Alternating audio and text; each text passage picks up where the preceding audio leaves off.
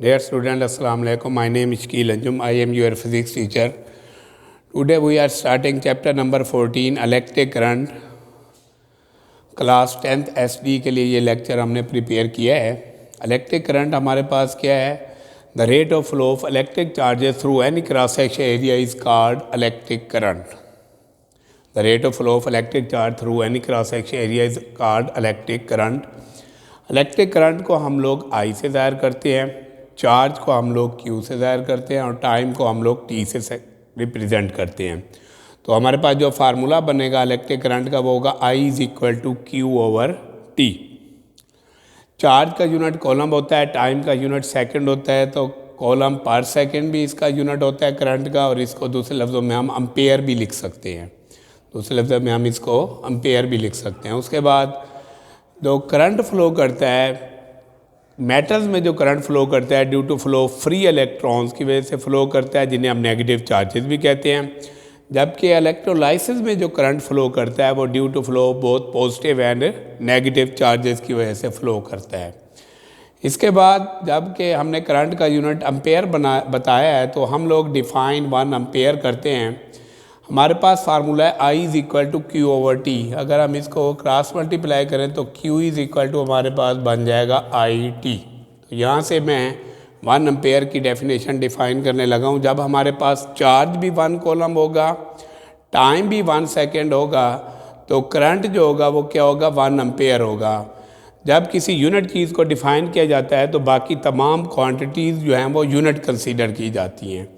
तो यहाँ से हमारे पास डेफिनेशन क्या आएगी? If a charge of 1 coulomb passes through a cross sectional area in 1 second then current will be 1 ampere. It means कि जब चार्ज भी 1 कॉलम होगा, टाइम भी 1 सेकेंड होगा, तो करंट की वैल्यू क्या होगी? 1 एम्पेयर होगी। उसके बाद इसके मज़ीद कुछ यूनिट्स भी होते हैं इसके करंट के 1 मिली एम्पेयर जो होता है वो 10⁻³ एम्पेयर के इक्वल होता है। इसी तरह यहाँ से अगर 1 एम्पेयर निकालेंगे तो वो 1000 मिली एम्पेयर के इक्वल होगा। इस तरह 1 माइक्रो एम्पेयर जो होता है वो 10⁻⁶ एम्पेयर के इक्वल होता है। नेक्स्ट उसके बाद डिफाइन करने के बाद हमारे पास टॉपिक आ जाता है measurement of current. Measurement of current में हमारे पास कुछ इंस्ट्रूमेंट आ जाते हैं जो कि करंट को मेजर करने के लिए यूज़ होते हैं। करंट को डिटेक्ट करने के लिए सबसे पहले हमारे पास आ जाता है गैल्वानोमीटर। गैल्वानोमीटर एक सेंसिटिव इंस्ट्रूमेंट है जो कि करंट को डिटेक्ट करता है। जब किसी भी सर्किट में से करंट पास हो रहा हो तो गैल्वानोमीटर की नीडल जो है वो डिफ्लेक्शन जब शो करेगी तो इसका मतलब ये है उसमें से करंट पास हो रहा होगा। इससे हम फ्यू मिली एम्पेयर करंट जो है वो मेजर करते हैं। उसके बाद हमारे पास आ जाता है गैल्वानोमीटर के जो पोलैरिटी चेक करने का, वो भी एक मेथड है कि रेड कलर जो होता है वो पॉजिटिव पोलैरिटी को शो करता है, जबकि ब्लैक कलर जो होता है वो नेगेटिव पोलैरिटी को शो करता है। वायर का रेड कलर जो है वो पॉजिटिव पोलैरिटी को, और ब्लैक कलर जो वायर का होगा वो नेगेटिव पोलैरिटी को शो करता है। इसके बाद हमारे पास आ जाता है ammeter. Ammeter is a instrument which is use to measure the current in the circuit. और एमीटर जो है इसको जब हम सर्किट में कनेक्ट करते हैं तो सीरीज़ कनेक्शन में कनेक्ट करते हैं। सिमिलरली गैल्वानोमीटर को हम सर्किट में सीरीज़ कनेक्शन में कनेक्ट करते हैं। नेक्स्ट हमारे पास आ जाता है वोल्ट मीटर। वोल्ट मीटर जो है, voltmeter is an instrument which is use to measure the potential difference between the 2 points in a circuit. Galvanometer और एमीटर की निस्बत, गैल्वानोमीटर और एमीटर की निस्बत वोल्ट मीटर जो है वो डिफरेंट मेथड से कनेक्ट किया जाता है। वोल्ट मीटर को हम जब सर्किट में लगाते हैं तो वो हम उसको पैरेलल कम्बिनेशन से एडजस्ट करते हैं।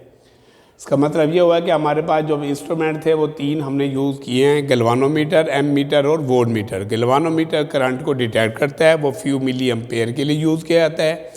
एमीटर जो है वो लार्जर मेजरमेंट, करंट की मेजरमेंट के लिए यूज़ किया जाता है।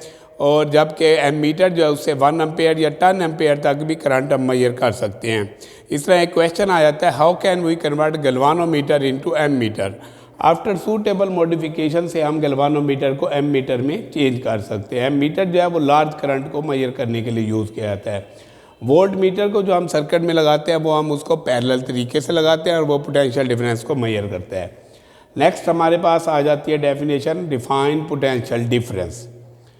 Potential difference across the two ends of a conductor causes the distribution of electrical energy into other forms of energy as charges flow through the circuit. कि potential difference जो है दो कंडक्टर के दो एंड्स के दरमियान जो इलेक्ट्रिक एनर्जी फ्लो करती है in the form of charges, उसको हम पोटेंशियल डिफरेंस का नाम देते हैं। पोटेंशियल डिफरेंस का यूनिट जो है वो हमारे पास वोल्ट होता है। हम इसको मज़ीद एक्सप्लेनेशन के लिए एक डायग्राम लेते हैं। हमारे पास एक कंडक्टर वायर है, इस वायर को हम लोग बैटरी के टर्मिनल से जोड़ देते हैं। एक एंड को हम बैटरी के पॉजिटिव टर्मिनल से कनेक्ट करते हैं और दूसरे एंड को बैटरी के नेगेटिव टर्मिनल से। यहाँ पर करंट जो होगा हमेशा हायर पोटेंशियल से लोअर की तरफ फ्लो करेगा। पॉजिटिव टर्मिनल जो है वो हायर पोटेंशियल को शो करेगा, नेगेटिव टर्मिनल लोअर पोटेंशियल को शो करेगा। और इस कंडक्टर के दरमियान जो पोटेंशियल डिफरेंस है वो बैटरी का वोल्टेज V के इक्वल है। यहाँ पर जब दोनों पॉइंट्स पर अगर पोटेंशियल डिफरेंस सेम होगा तो करंट फ्लो नहीं करेगा। करंट कब फ्लो करेगा? जब एक का पोटेंशियल हायर होगा और एक का लोअर होगा। जैसे कोई टैंक में पानी भरा हुआ और ऊपर से नीचे वो आसानी से आता है, जो ऊपर वाला हिस्सा जहाँ ज़्यादा होगा वो हायर पोटेंशियल पर होगा और नीचे वाला लोअर पोटेंशियल पर होगा। तो करंट हायर पोटेंशियल से लोअर की तरफ फ्लो करेगा, जबकि डायरेक्शन ऑफ इलेक्ट्रॉन जो होगी वो इसके अपोजिट होगी। तो ये इसमें एक लॉन्ग क्वेश्चन अगर आ जाए कि define potential difference explain it, तो आप इसमें डेफिनेशन लिख सकते हैं और इसकी एक्सप्लेनेशन डायग्राम बनाकर एक्सप्लेन कर सकते हैं। नेक्स्ट हमारे पास आ जाता है इलेक्ट्रोमोटिव फोर्स। इलेक्ट्रोमोटिव फोर्स क्या? It is energy supplied by a charge which is flowing to a close circuit, जो कि किसी क्लोज सर्किट के अंदर बैटरी जो है एनर्जी जो चार्ज को प्रोवाइड करती है उसको हम इलेक्ट्रिक मोटिव फोर्स का नाम देते हैं। या इसको दूसरे लफ्ज़ों में ऐसे भी डिफाइन करते हैं कि नॉन इलेक्ट्रिकल फॉर्म को इलेक्ट्रिकल फॉर्म में कन्वर्ट करने से जो पॉजिटिव चार्ज फ्लो करता है किसी क्लोज सर्किट में, उसको भी इलेक्ट्रोमोटिव फोर्स का नाम देते हैं। उसका फार्मूला है EMF is equal to energy over charge. तो इलेक्ट्रोमोटिव फोर्स का फार्मूला क्या है? EMF is equal to energy over charge. Energy को हम बार की शक्ल में कन्वर्ट करेंगे, चार्ज को हम Q से ज़ाहिर करते हैं। इसका यूनिट जॉल कूलम -1 या वोल्ट होता है। इसमें नॉन इलेक्ट्रिकल फॉर्म से इलेक्ट्रिकल फॉर्म में कुछ चीज़ों को कन्वर्ट करते हैं। इसके अलावा इसके कुछ सोर्सेज भी होते हैं जिनकी वजह से हम क्या कर सकते हैं, इसको हम कन्वर्ट करते हैं। तो यहाँ पर मैं आपको कुछ एक्सप्लेनेशन में थोड़ा सा बताता हूँ कि हमारे पास a source of electromotive force converts non electrical energy, उसमें केमिकल एनर्जी, थर्मल, मैकेनिकल, इसको हम इलेक्ट्रिकल एनर्जी में कन्वर्ट करते हैं। इसके कुछ सवाल आ जाता है पेपर में, right the names of sources of EMF। वो हमारे पास एक थर्मोकपल्स हैं, बैटरीज हैं और जनरेटर्स हैं। इसी तरीके से हमारे पास नेक्स्ट आ जाता है कि measurement of potential difference and measurement of EMF। Potential difference को हम मेजर करते हैं वोल्ट मीटर से। जब भी हम लोगों ने पोटेंशियल डिफरेंस को मेजर करना हो, हम वोल्ट मीटर को पैरेलल कम्बिनेशन से लगाते हैं।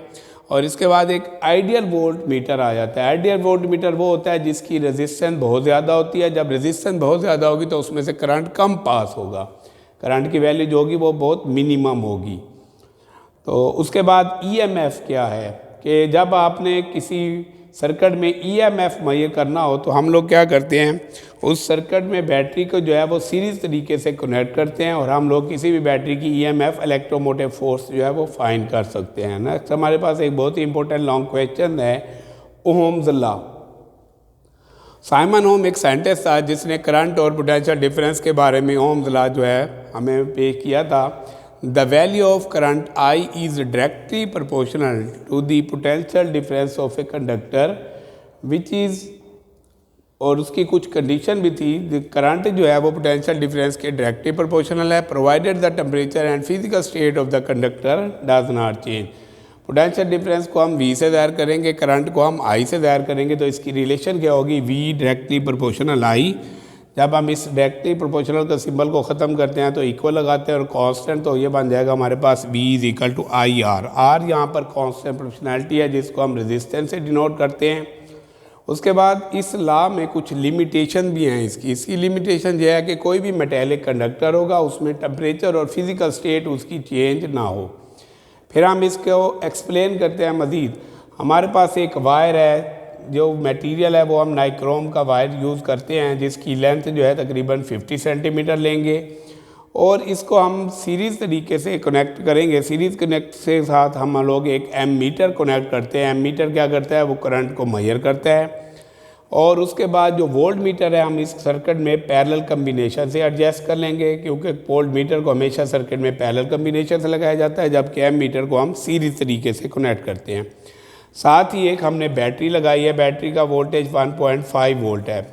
इसके ऊपर एरो इसलिए बनाया जाता है क्योंकि ये वेरिएबल बैटरी होती है, ताकि क्योंकि हम लोगों ने इसमें एक ग्राफ भी ड्रा करना है, graph between voltage and current के दरमियान, जिसके लिए हमें जैसे ही वोल्टेज की वैल्यू बढ़ाते जाएंगे, अगर एक पॉइंट पर 1.5 वोल्ट है तो करंट की वैल्यू लेट से 2 एम्पेयर है, फिर इस तरह 3 वोल्ट होगा तो करंट की वैल्यू 4 एम्पेयर होगी। जब हमें ये नंबर ऑफ़ सेट्स मिलेंगे तो हम लोग वोल्टेज की वैल्यूज़ भी यहाँ पर करंट और वैल्यूज़ का ब्लॉक ड्रा करेंगे, जिसकी वजह से हम एक ग्राफ ड्रा करेंगे। वो ग्राफ जो होगा हमारे पास क्या होगा, वो स्ट्रेट लाइन में होगा। करंट को अलॉन्ग एक्सेस से लेंगे, करंट का यूनिट एम्पेयर है, वोल्टेज को हम अलॉन्ग वाई एक्सेस लेंगे, उसका यूनिट वोल्टेज है। और ग्राफ पर जो वैल्यूज़ आएंगी वो इस तरीके से हम लोग पॉइंट्स बना लेंगे। उन पॉइंट्स को जब हम ड्रा करेंगे तो एक स्ट्रेट लाइन जो है उसके तरीके से मिलाएंगे। स्ट्रेट लाइन ये शो करती है कि वोल्टेज और करंट जो होंगे वो डायरेक्टली प्रोपोर्शनल होंगे। फिर उसके बाद हमारे पास आ जाता है resistance. Opposition to the flow of current is called resistance. Resist का यूनिट ओम होता है। अगर हमने डिफाइन 1 ओम करना हो तो हमारे पास क्या होगा, पोटेंशियल डिफरेंस भी 1 वोल्ट होगा, करंट की वैल्यू भी 1 होगी, तो रेजिस्टेंस क्या होगी, उसकी 1 ओम होगी। नेक्स्ट हमारे पास आ जाता है ओमिक और non ohmic conductor. The material which obey ohmic conductor are called, इन्हें हम क्या कहते हैं, the material which obey ohms law are called ohmic conductor. इसमें जो रेजिस्टेंस की वैल्यू है कांस्टेंट रेंज पर वो कांस्टेंट होती है, और इसमें ग्राफ जो होता है वो स्ट्रेट लाइन होता है। जो मेटल्स होती हैं वो ओमिक कंडक्टर को ओबे करती हैं। नॉन ओमिक क्या होता है, the material we do not obey ohms law are called non ohmic conductor. इसमें हमारे पास एग्जांपल में फिलामेंट और थर्मिस्टर आ जाते हैं, और इसमें ग्राफ जो होता है वो नॉन लीनियर वोल्टेज होता है, वो ग्राफ स्ट्रेट लाइन नहीं होता। अब तक मैं उम्मीद करता हूँ जो आपको मैंने टॉपिक्स पढ़ाए हैं इलेक्ट्रिक करंट के बारे में, measurement of current, potential difference, similarly electromotive force, Ohm's law, ohmic और नॉन ओमिक के बारे में, तो ये आपको समझ आ गया होगा अच्छे तरीके से। अगर कोई बात समझ नहीं है तो आप मेरे व्हाट्सएप नंबर पर मुझसे कॉन्टैक्ट कर सकते हैं। Thank you very much.